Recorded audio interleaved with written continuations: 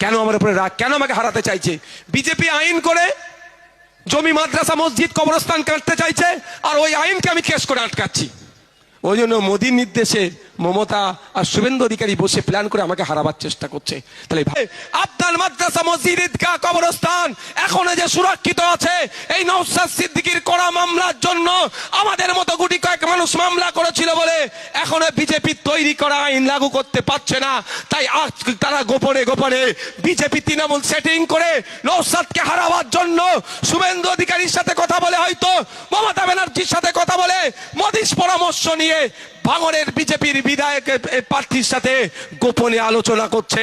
কারণ বিজেপি আইন তৈরি করছে, আপনার মসজিদ কাটবে, আপনার মাদ্রাসা কাটবে, আপনার ঈদগাহ কাটবে, আপনার ওয়াকফ সম্পত্তি কাটবে। আর নওশাদ সিদ্দিকী ওই আইনকে আটকানোর জন্য আইনি লড়াই করছে, কাটতে পারছে না।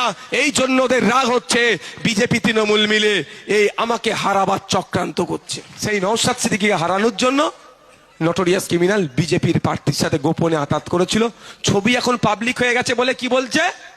সৌজন্য সাক্ষাৎ। সৌজন্য সাক্ষাৎ আমরা বুঝি। সৌজন্য সাক্ষাৎ গত বছরে, গত নির্বাচনে আমার সাথে হয়েছিল বিজেপির প্রার্থীর। কোথায়? ভোট কেন্দ্রে। আমিও পরিদর্শনে গেছি, উনিও গিয়েছেন। আমাকে বলছে, নওশাদ ভাই কেমন আছো? আমি বলছি আমি ভালো আছি। দিদি আপনি কেমন আছেন?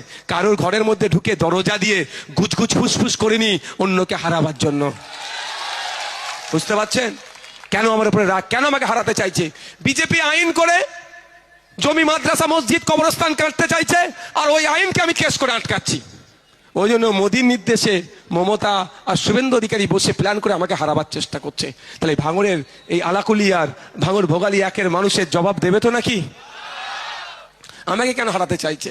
ফেক ST/SC সার্টিফিকেট দিয়ে প্রকৃত ST/SC থেকে বঞ্চিত করছে, আর নওশাদ সিদ্দিকী বিধানসভার মধ্যে দাঁড়িয়ে মন্ত্রীর বলতি বন্ধ করে দিচ্ছে, মুখের কথা বন্ধ করে দিচ্ছে। কেন ফেক ST/SC সার্টিফিকেট ছেড়েছো?